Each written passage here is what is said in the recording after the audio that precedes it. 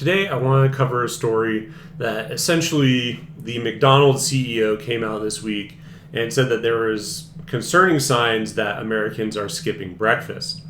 This is not surprising to me because I think there are a lot of indicators that have been showing up that things are getting worse and worse and worse for the average American.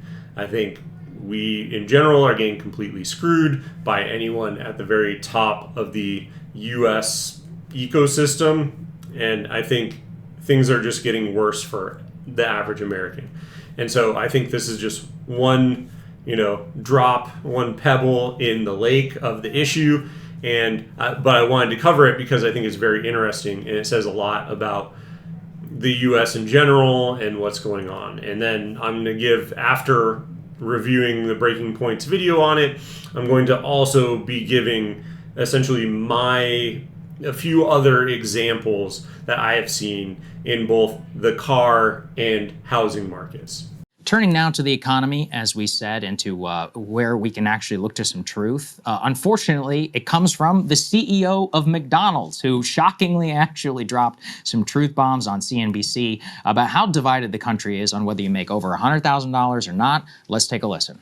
Part of what we also saw was that, particularly with middle and lower income consumers, they're feeling under a lot of pressure right now. I think there's a lot of commentary about what's the state of the economy, how's it doing, and what we see is it's really kind of a two-tier economy.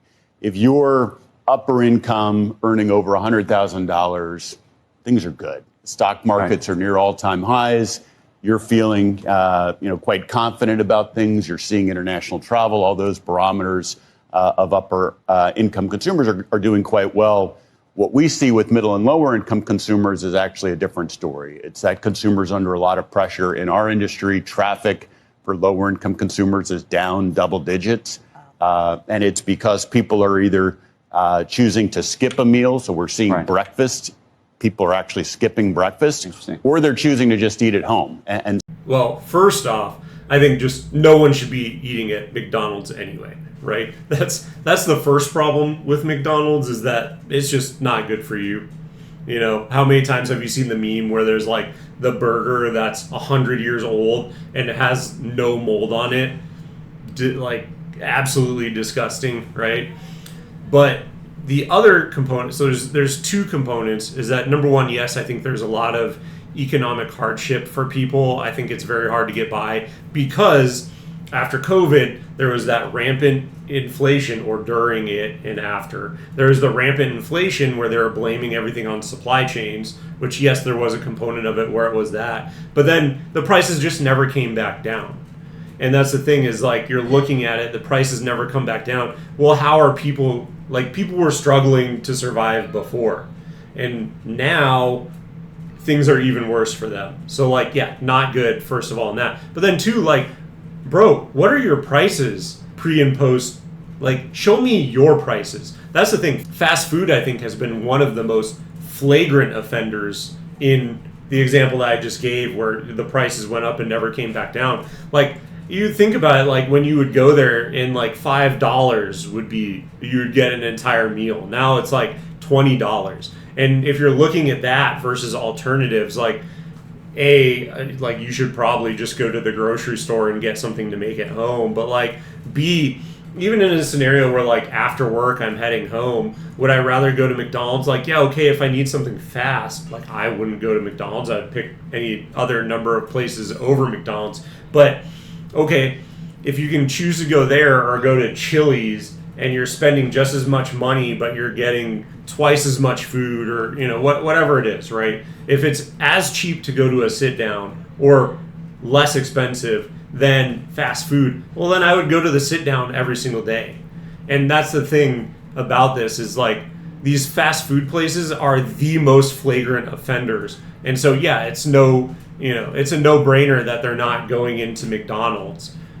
They're probably not going into anywhere else, but I think there's a multitude of reasons why we're seeing this, but now we're just starting to see it creep in now. But I think it's a huge red flag that is a glaring problem that I have seen, I've seen coming for quite a while, but it's just now, I think, starting to manifest itself with what he's saying here. So for our business, which has a significant group of consumers which are in that middle and lower income we needed to step in with something like what we're doing here. Listen to the CEO of McDonald's. People are skipping breakfast. Now, I will say on McDonald's, it's still outrageously expensive compared to where it used to be. I don't eat McDonald's maybe more than 2 or 3 times a year. My wife gets hungry for it. She's nursing, whatever. She gets what she wants. So I go to McDonald's. The McGriddle, it cost me $9. And I tweeted about that. People made fun of me because apparently I don't use the app. No, I'm not. I'm not degenerate enough to have the McDonald's app or to be. Yeah, and I hate that too. So many places are doing that where it's like, oh, you need our app. And it's like, come on, man, really? Like, I don't need an app to go to a fast food restaurant. Like, it just blows my mind. Like, yeah, I'm paying the sticker price too. So, yeah, that's part of the issue too, is that the app, I guess people are downloading the app. I'd be interested to see what percentage of people go in and do. But, yeah, I'm not, no, like, I'm not downloading an app, and so yeah, the prices are just outrageous. Why would you ever, $9 for one sandwich? No. Sorry. Knowledgeable enough about set deals. But in my head, as a child of the 90s, you're on a road trip and you roll up to McDonald's. How much do you think that should cost? Couple bucks? At $1.99? And yet, it's not just the price, what he really said there, which. And that's the point that I was making of because I think about Taco Bell, because that was kind of one of my favorite places out of all the fast food was Taco Bell. And that's what I think is like, oh yeah, I go in, I get like 3 items and it ends up, and 2 of them are more expensive and it ends up being $5. Yeah, that's what it was, or $7 or whatever. And now when I go in there, yeah, you can't get anything. Like if I were to get 3 items there now, it's like $15+ at least. Like it's insane. And yeah, I don't know how anyone can justify going to these places, because it's literally the only thing. Like the entire bill of goods for fast food was, I think, threefold, right? It's cheap, it's fast, it's convenient. Like that's literally, that's it. And so, yeah, if you're taking out the, it's no longer cheap, it's not good for you. So like, why, it's no longer convenient where you have to download an app to get the best pricing. Like, okay, you're fast. And that's literally the only reason I'm getting it is if I'm going somewhere, I haven't prepared anything and I need something quick because I'm on my way to somewhere else. Otherwise, I'm going to sit down. I'm going to a sit-down restaurant. I'm going I'm not going. It's such a financial investment now that it's just not worth it anymore.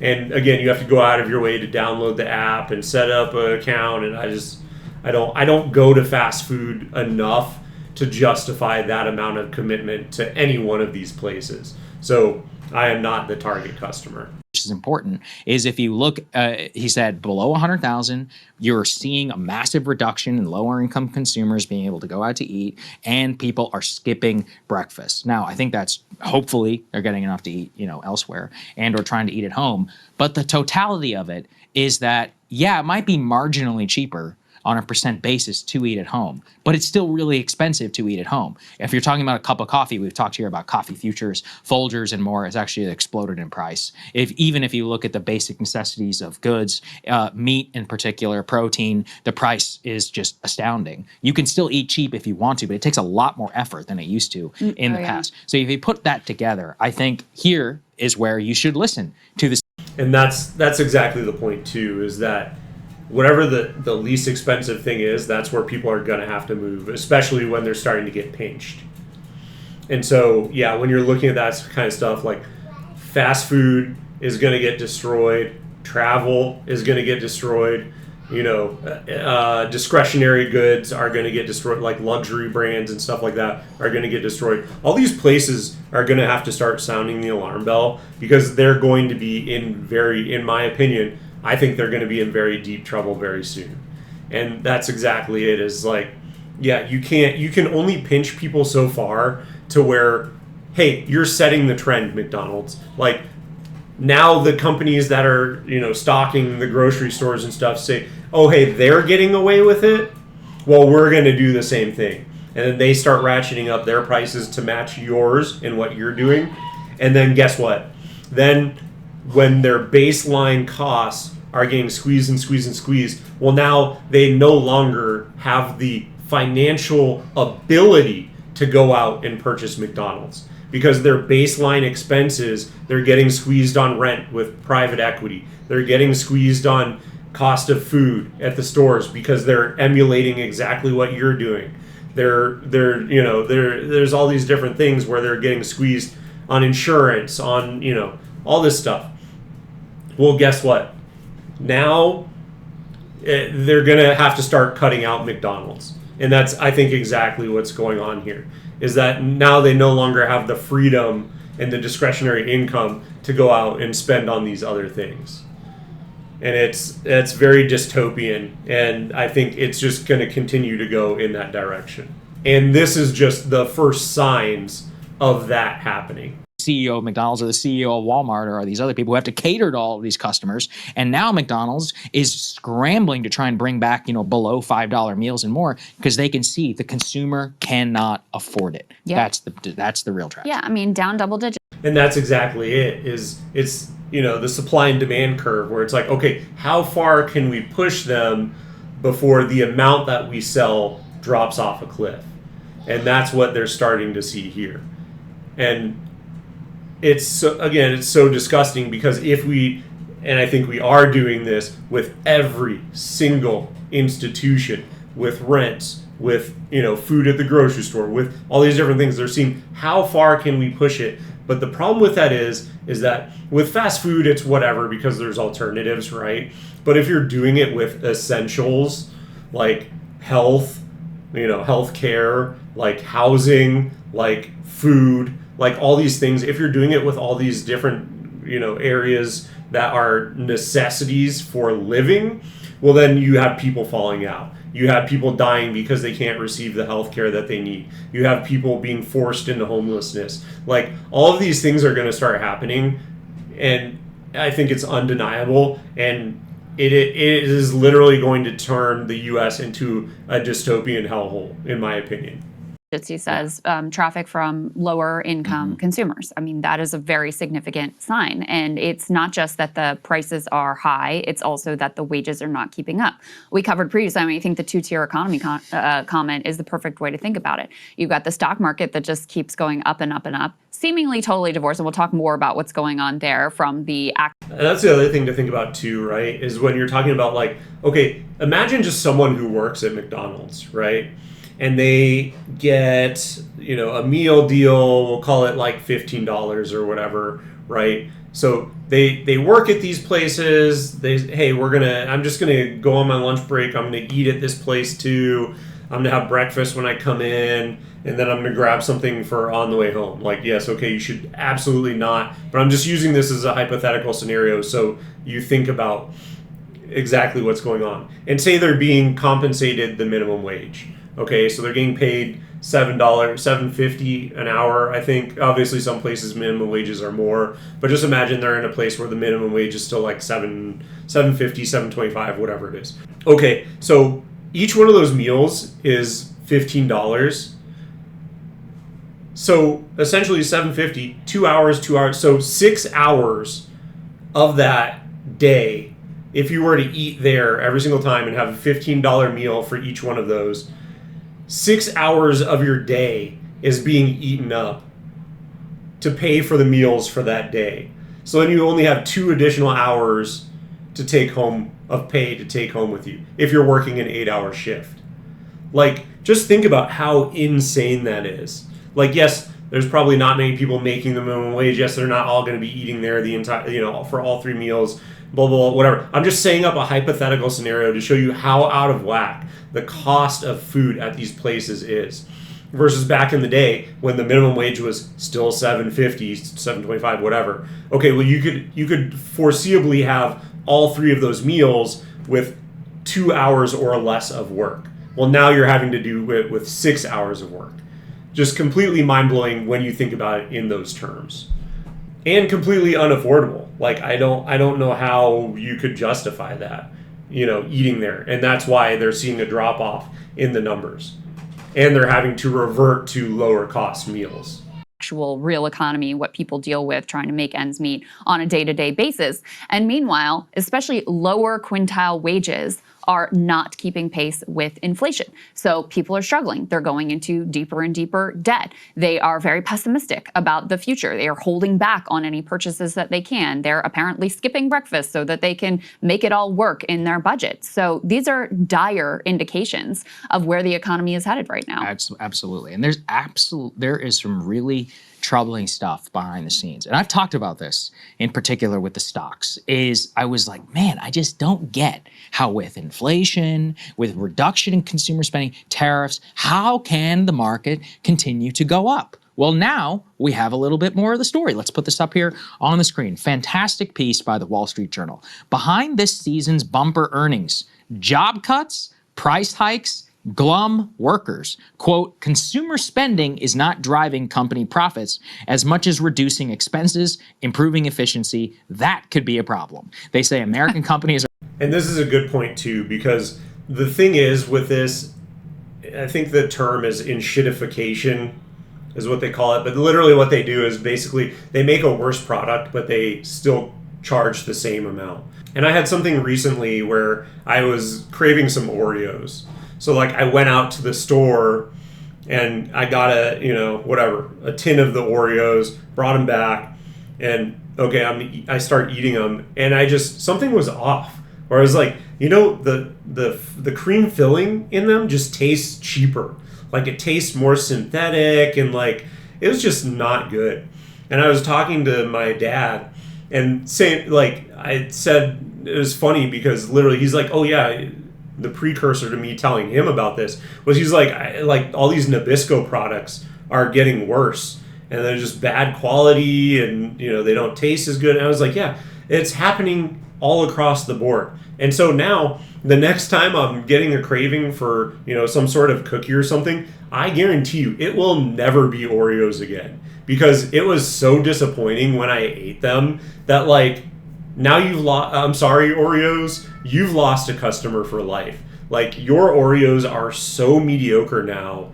I never am going to crave one again. And that's the thing is that, yeah, when you're doing this kind of thing, like you can only make your product so much shittier before someone's, you basically lose some subset of your customers. And that's what's happening across the board is that, and this is where the financialization of all these companies is just so infuriating in the economy in general, is because that's what they're doing is they go, oh yeah, well, we made record profits in COVID and we can't let that go. Like, yeah, okay, you might have lucked out and people were panic buying and this, that, and the other. They had money, they were at home, they were whatever.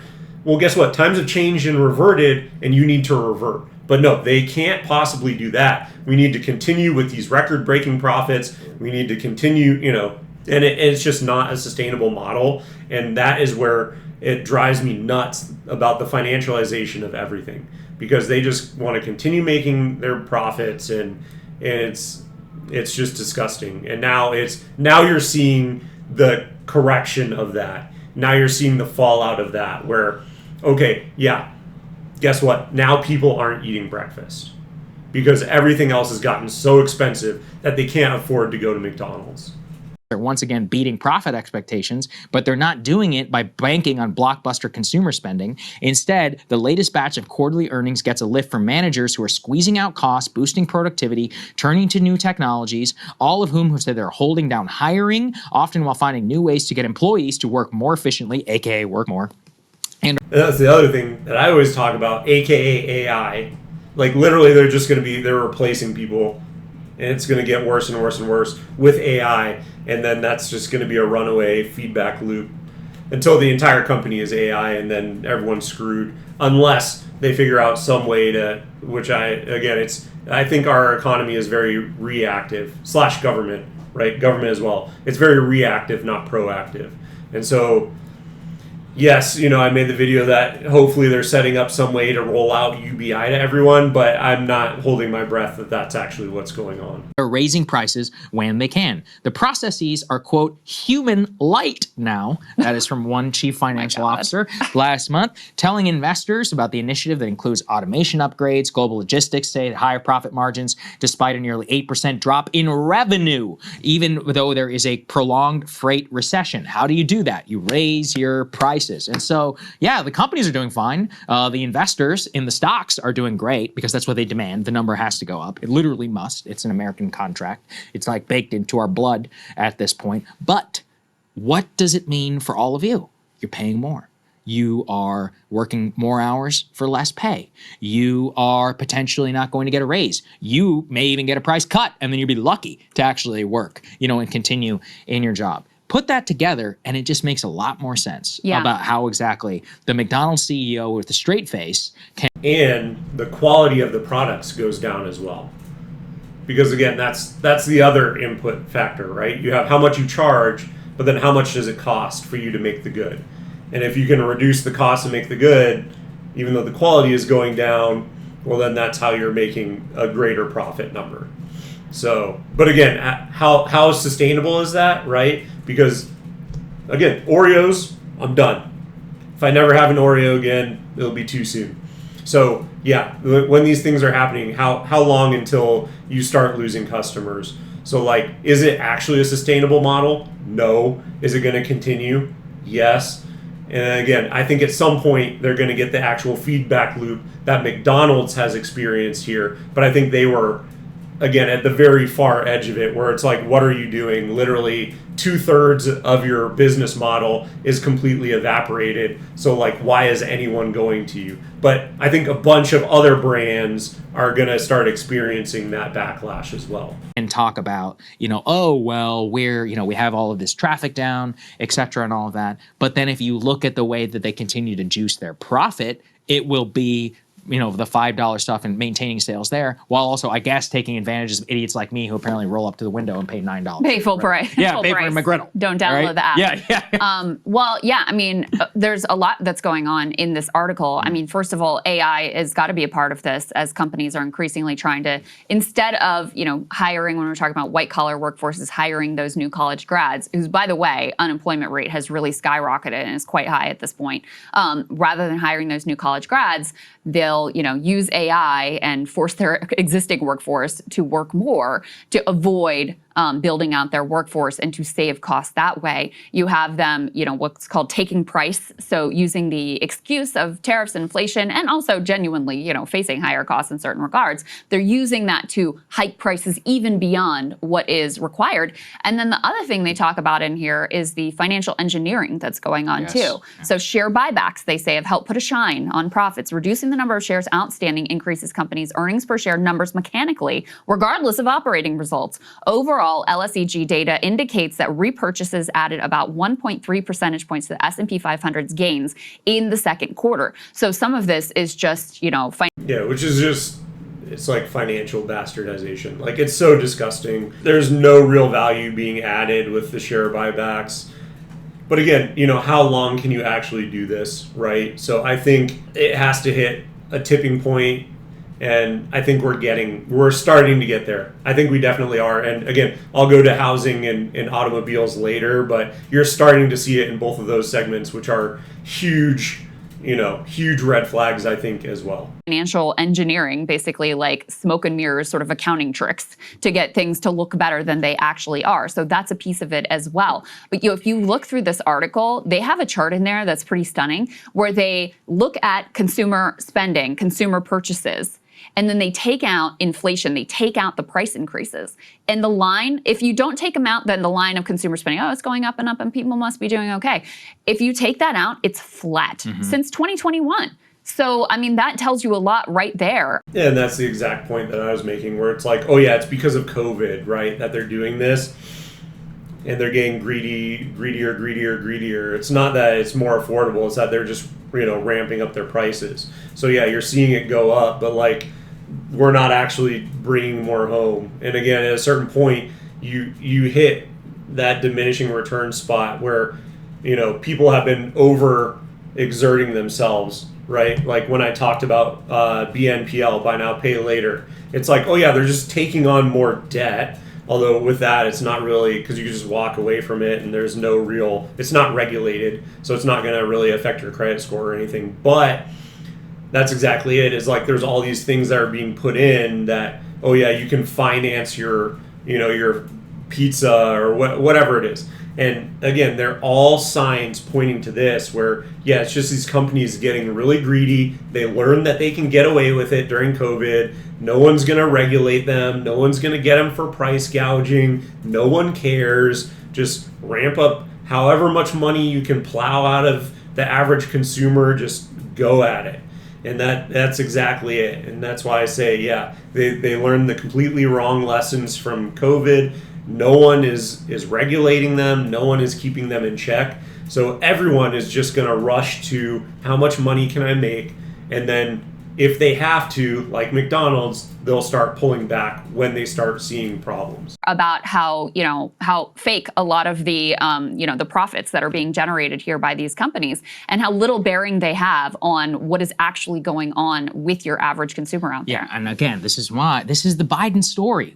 Everyone understood that under Biden. Yeah, that's right. Yeah, the S&P was up by like 60% over the entire course.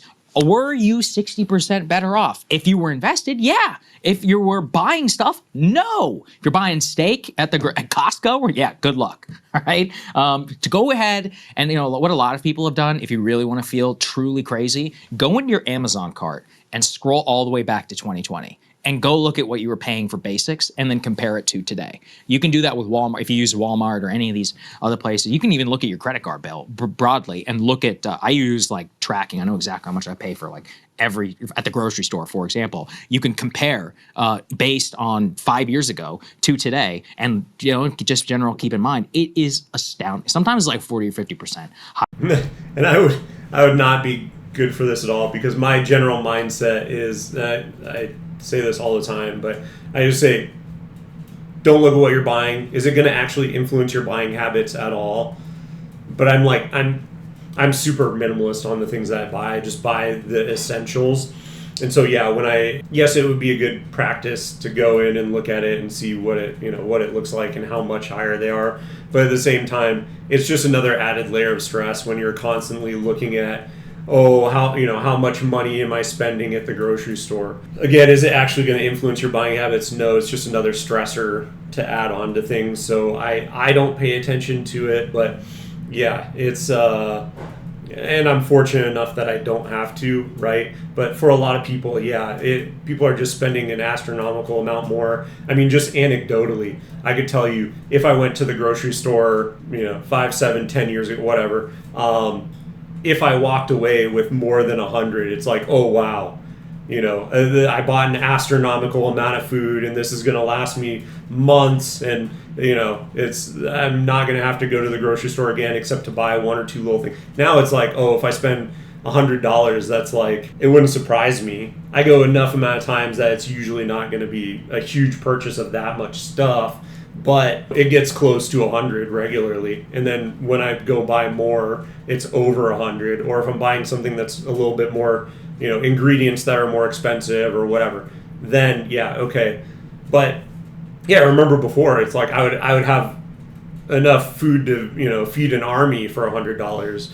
And that's just not the case anymore. So yeah, anecdotally, I totally understand what he's saying. Like, I can recall, just because the $100 was like such a round number, and I definitely, I can get close to that without even thinking about it. So yes, anecdotally, I can sympathize with what he's saying. But yeah, I actually don't recommend looking at the things that you're buying, just because it is stress, right? And certainly, if you need to like understand, but like stressing yourself out over something that isn't going to change your buying habits is not worth it. higher, depending on the number of goods. You're also showing, stuff is showing up in all kinds of the wrong places. So both the New York Times and the Wall Street Journal just wrote stories about how Black Americans in particular seem to be struggling right now. Let's put this up here on the screen.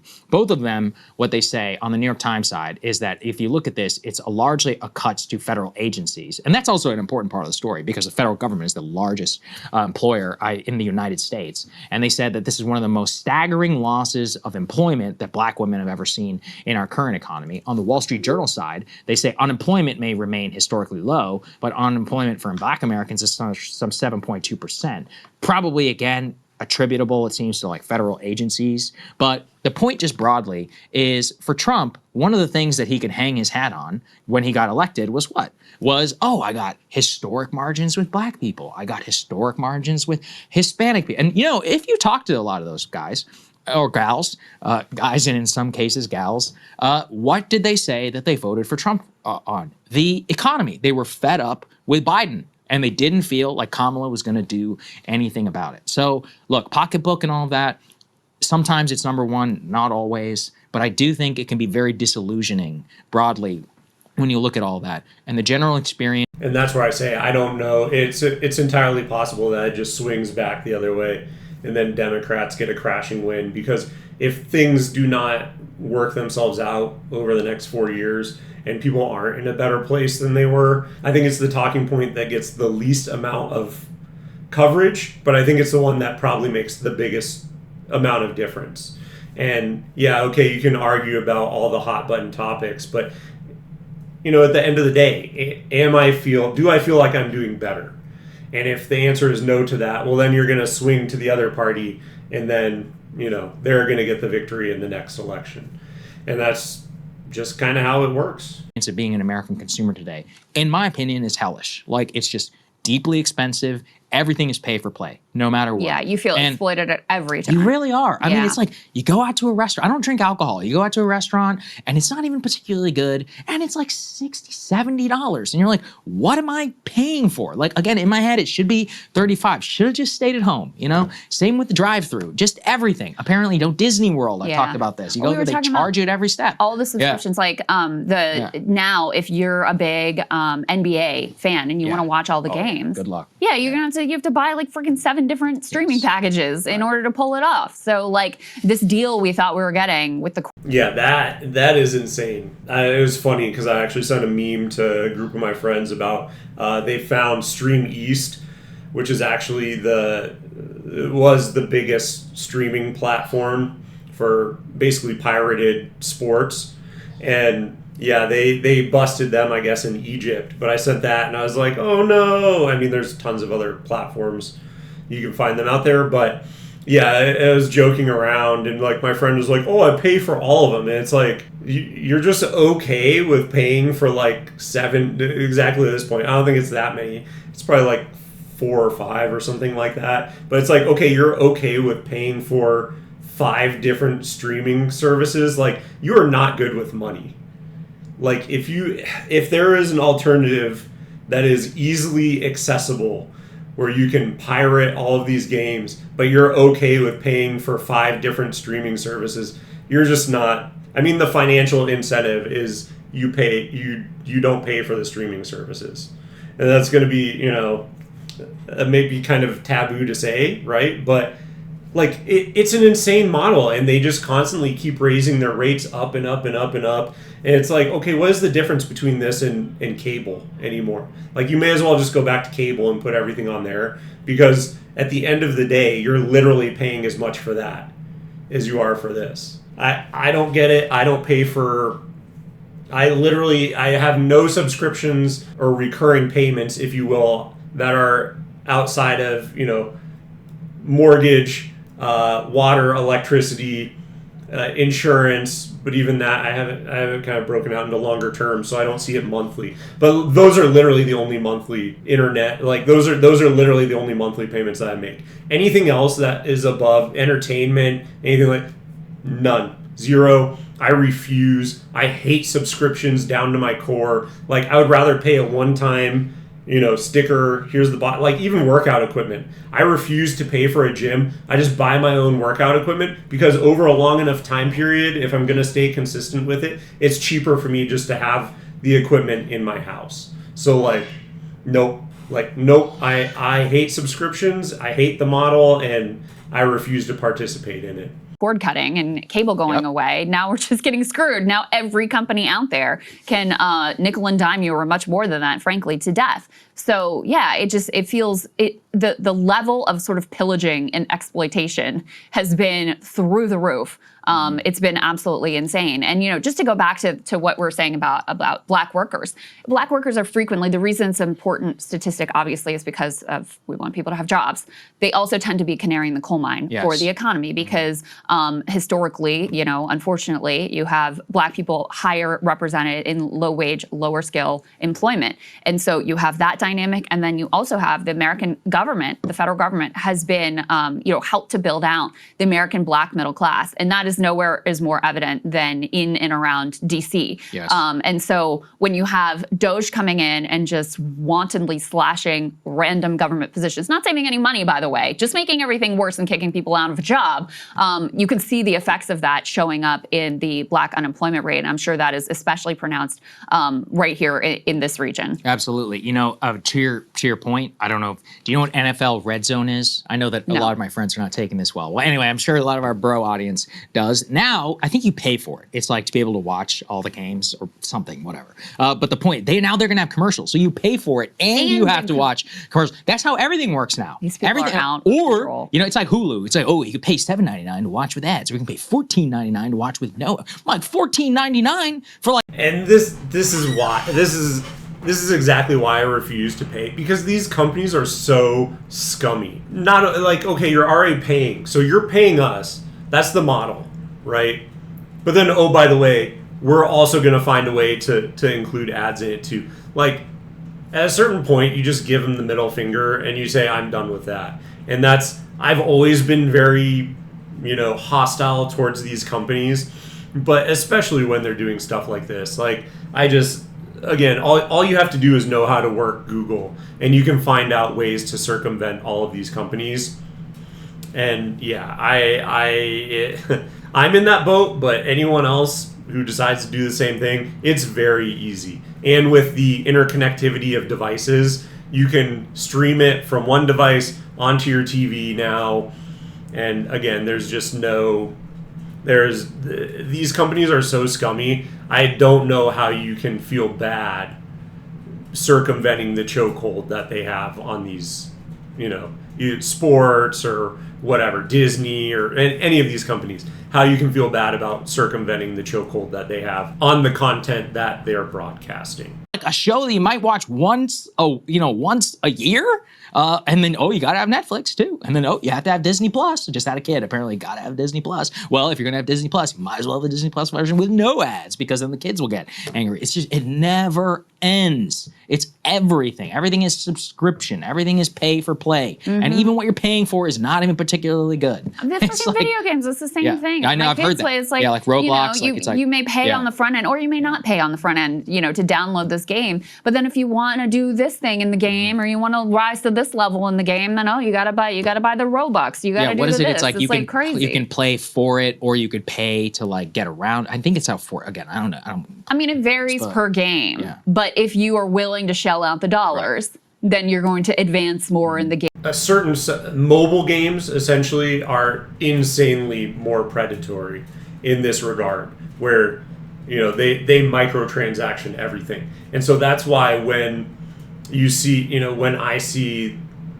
you see it in certain industries first, right? And so for this one, it's in gaming. And because I do enjoy gaming, okay, well, guess what? I'm seeing it happen there first, and then I see it starting to happen in the rest of the economy. And so again, it's a canary in the coal mine kind of a thing, right? Where you see it happening here, you see it working here disgustingly effective. And then, then obviously it's just going to get rolled out everywhere else. And it's incredibly predatory. It's awful. It's a very bad model. It is literally, again, to the point, nickel and diming everything. It's, okay, how can we make the experience worse? to get you to want to pay for a higher level. And I hate, again, vehemently hate all of these things, and I refuse to participate in them. And so, yeah, as I see it, that's why I'm able to call it out when it's happening in other sectors, because I've already seen it happen in video games. And it's literally going to happen to everything else. Game and participate in the full experience or whatever. It's, you know, I mean, it's just at every turn. And, you know, not to be all like back in my day, but back in my day, you bought the game and that was it. That was the end of the story. Well, they could never have envisioned. They would. And that's exactly the point about the video games. Is like back in the day, you had the box price. But now there are games on your phone where people will drop. And this is why it works out, right? Is because for certain games, like I was watching one where it was talking about Diablo Immortal, which is just literally on your phone. And there are people who drop hundreds of thousands of dollars. Now imagine like how many boxes, how many copies of the game you would need to sell to make that much money. And that's just one person. Because there's one mentally ill person who makes it financially viable for them to release the game for free, but then put in all these microtransactions where it costs you money to obtain gear or, you know, whatever, energy or whatever it is to get your character further progressed. Well, there's someone who has too much time and too much money, and they're willing to plow it all into the game. And so now that just absolutely trashes the traditional model of, oh, you just pay for the game and then you play it for however long, and then you go on to the next game when you're done.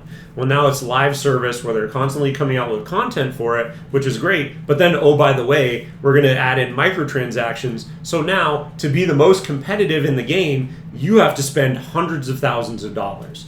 Otherwise, you just get beat by someone who spent more money to you. Which the biggest issue I have with that is if it's not a level playing field, I don't want to play. It's not fair. I don't want to participate.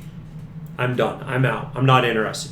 And so that's the thing, is exactly what she's saying, is it used to be just the box price and that's all you pay. But now there are games, especially mobile games, that, you can spend an almost unlimited amount of money.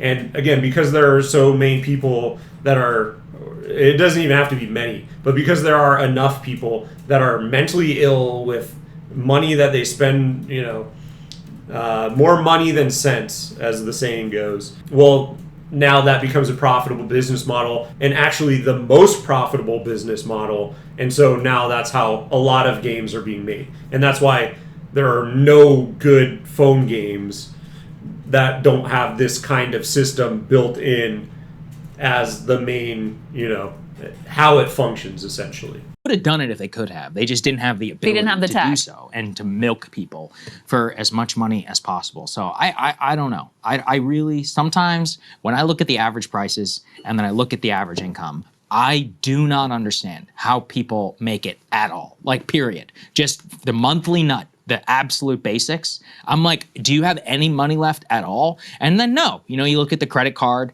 numbers and all that. I'm like, yeah, that's the only way that any of it makes sense. By the way, some breaking news just came across the wire. U.S. companies have announced just 1,400 new jobs in August. That's the lowest for the month since 2009. Layoffs surging to 39% for 85,000. These is ADP payroll numbers. This is from First Squawk.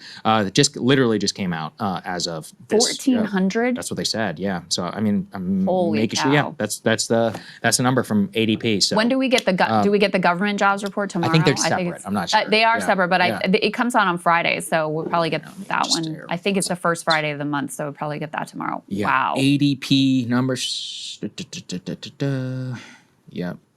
While you're looking at that, put the next element up, guys. Here. Yeah, go ahead and at least the tariffs are going well, or restoring our manufacturing glory here. Oh, wait. Actually, manufacturing contracts dropped for 6 months in a row. So, and that's a big part of the story too here is, Trump was talking ironically. And I've said it before, I'll say it again. I think that's more an issue with how they were handled and not having a coherent plan of this is how we're going to roll them out. This is why each country is getting the number that they are. I think it was just, again, very poorly rolled out, and because it's so haphazard with the on-again, off-again nature, well then they're of course they're not going to be effective. So surprise, surprise. about how the court decisions with regard to tariffs were creating uncertainty. It's like your whole thing is complete insanity and chaos. What are we talking about here? There's no ability for anyone to plan. No company would want to hire into these circuits. No company would want to invest, build out big manufacturing plants in this environment because you don't know if the tariffs are on, if they're off. They obviously used, very likely it's going to be struck down, the authority that they use to levy these tariffs. They're very likely to be ultimately struck down, at least some broad swath of them. And so that has also raised prices for consumers, made business owners much more uncertain about what the future holds, and created another massive chill on the economy that is filtering through as we speak. Yeah, by the way, it was a misprint. It's 54,000 jobs. Sorry about that. Holy cow. All right, still not good. 54,000 according to better than ADP, 1,400. but below the consensus forecast of 75,000. See, this is why not should believe everything you read on the internet. You gotta go and you read itself. 54,000 though? What's CNBC doing there? 54,000 though is still not good. Anyway, so 54,000 jobless claims increased to 237,000, up from 8,000 from the prior week and previous estimates. Job openings said it was one of the worst levels for job openings in July since 2020. Wow. So there you go. Well, and let's put this last chart up on the screen because that underscores the point. We're now at a place for the first time in a long time where you have more job seekers than you have job openings. So you can see that red line, those are the unemployed looking for jobs, and there are now officially too few job openings to go around. And this was according. Yeah, and this is obviously not good, right? And I think it's, again, with AI ratcheting up and stuff, you're only going to continue to see this number get worse. Like, and here's the thing about, if you're looking at this chart, right? The last time it was, it crossed streams, right, was during COVID. And so, yeah, there's a little bit of a spike up, and then it's just been, constant down on the openings, and unemployed is just starting to creep up. And the other thing too is this graph would be significantly worse. It probably would have crossed even earlier, right? Probably somewhere in between 2024 and 2025, like during 2024, if they actually reported because there's people who are seeking a job, right? Unemployed job seekers, but then there's the true unemployment rate, which is people who, it does not include people who are no longer seeking jobs because they've gotten discouraged, right? That's a well-known fact. They don't report on those people. So it actually probably would have crossed earlier, but those people are removed from the number. So it has to be like active job seekers. So, but that, yeah, this is not a good sign, right? Because again, the last time this happened was during COVID, and again, that was like a wild set of circumstances where a lot of companies were shutting down and ratcheting down, and then obviously a bunch of people got laid off because of that. So yeah, I'm glad it's included here because it is a big deal and has been making the rounds recently. BLS data, so government data, and this was compiled by Steve Ratner and posted online. So, that's also a very significant data point in terms of the trajectory of the economy. Yep, absolutely. So you can see all this stuff together. I don't know. It's not good. I always think it's got to end, but it actually doesn't. That's the one thing where these people are somehow smarter than me. They can always figure out how to massage it, buy back stock, whatever. They never, like the bubble, everyone always is like, there's a bubble that's going to happen. And it just never stops. It's like they endlessly are able to figure it out. The really crazy part too is people just take it. They just keep paying and paying and paying. That's what I keep meaning about your monthly bills. I'm like, at what point do you just like, no, we're not dealing with this anymore? But I don't know. People are conditioned. I really don't know. People are conditioned to think of it as a personal failing if they're not able to make it, rather than, I really think that that's part of the sort of perniciousness of some of the American dream ideologies. Like, if you work hard and you play by the rules, you can make it. And there have been studies about that because you have that so deeply culturally enmeshed. People are much more likely to blame themselves if they're struggling, versus looking at the system saying, okay, I need to protest against this, I need to vote this person out of office, versus other countries. The comparison I saw specifically was the American working class, like in Youngstown, versus the British working class in like the London suburbs. Interesting. And and so I mean, it's a real phenomenon. As people turn inward and they blame themselves. They think that it's a moral failing if they're struggling in the economy. It can be both. Yeah, and that's a big thing too, is like the mindset of the United States and the citizens within it. Because if you go to other, if you're a person of the world and you've been to other places and or you've had a global position where you interact with other countries, a lot of them are, people will tell you from other places that Americans are the hardest working usually, right? There's no siesta in the middle of the day. There's, people are putting in more time weekly than other places, and they work harder, and they're, and so again, it is well known. So it makes sense that then the mindset of the American is, I can make it happen because America is the place where your dreams can come true, right? The American dream. And so if I don't, exactly to her point, if I'm not able to obtain that, that's because I screwed up somehow.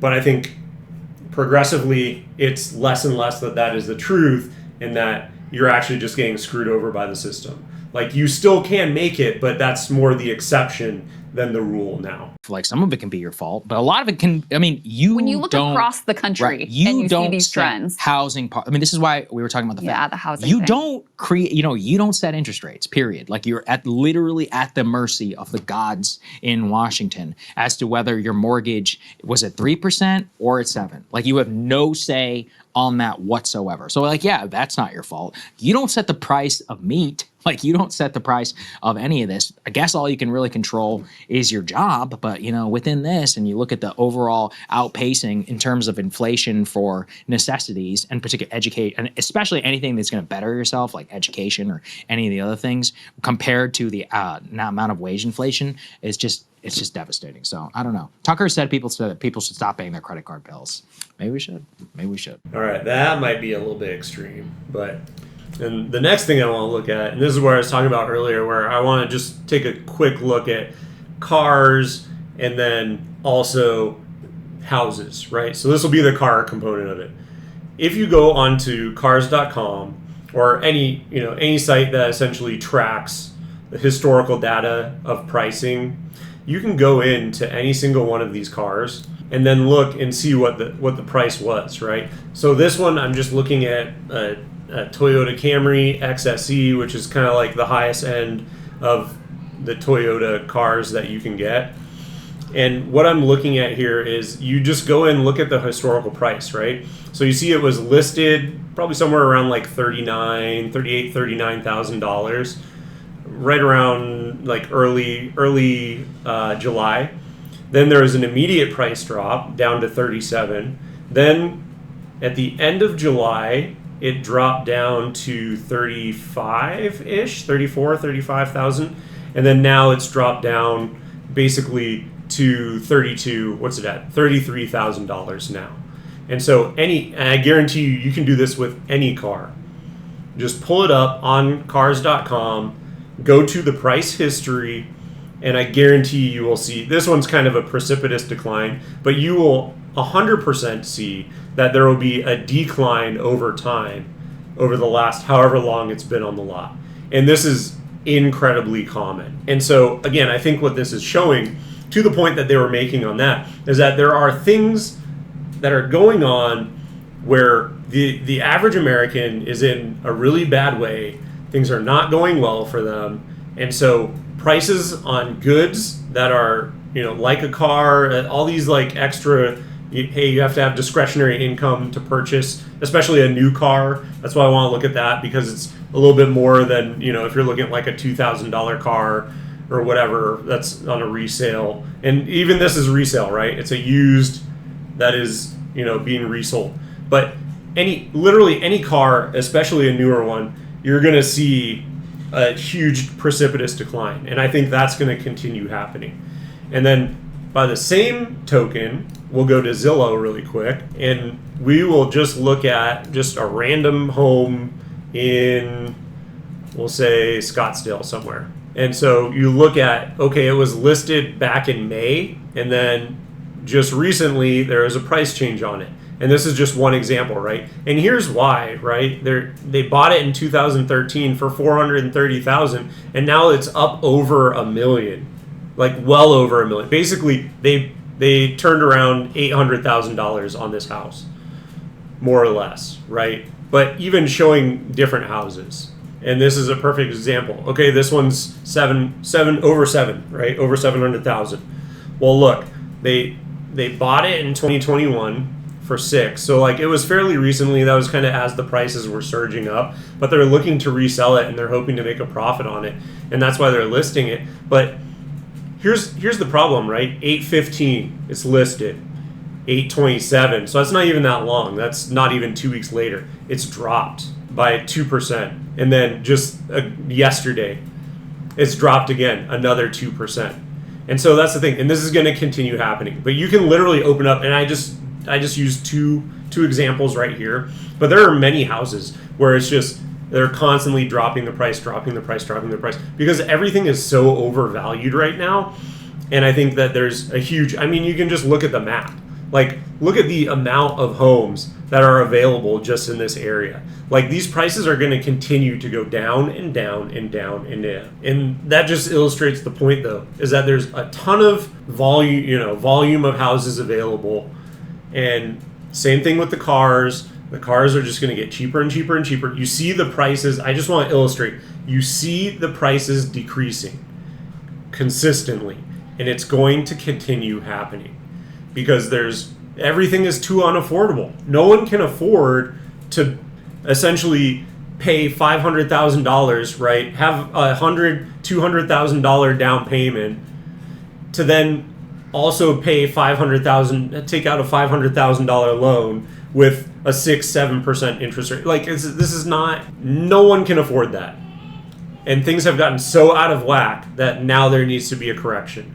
And I think there are a lot more things at play here. Like people, I think there was a huge rush to Airbnbs, and now people can't afford to travel. So now those properties are no longer turning a profit. So now oh no, I need to sell it now. And okay, they may be selling at a profit from where it was, right? But now look at the amount of homes that are flooding the market because no one's traveling anymore because they can't afford to. So now you're stuck with this, where you're sitting on your house and it's going to continue to deflate the price over and over and over again, and continually until hopefully it gets to a place where it actually makes sense. But yeah, if you bought anything in the last 4 years, good luck. I think you're gonna get the short end of a stick, a really long stick that's needing to happen in terms of a correction, because yeah, it's just these things are not really affordable. And that's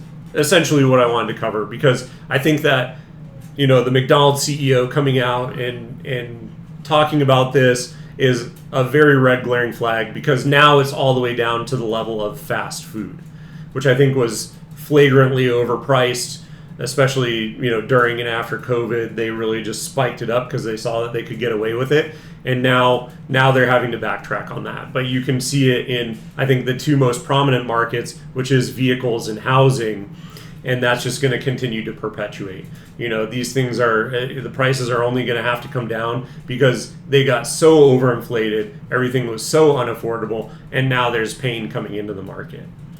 But let me know what you think. If you like the video, give it a thumbs up.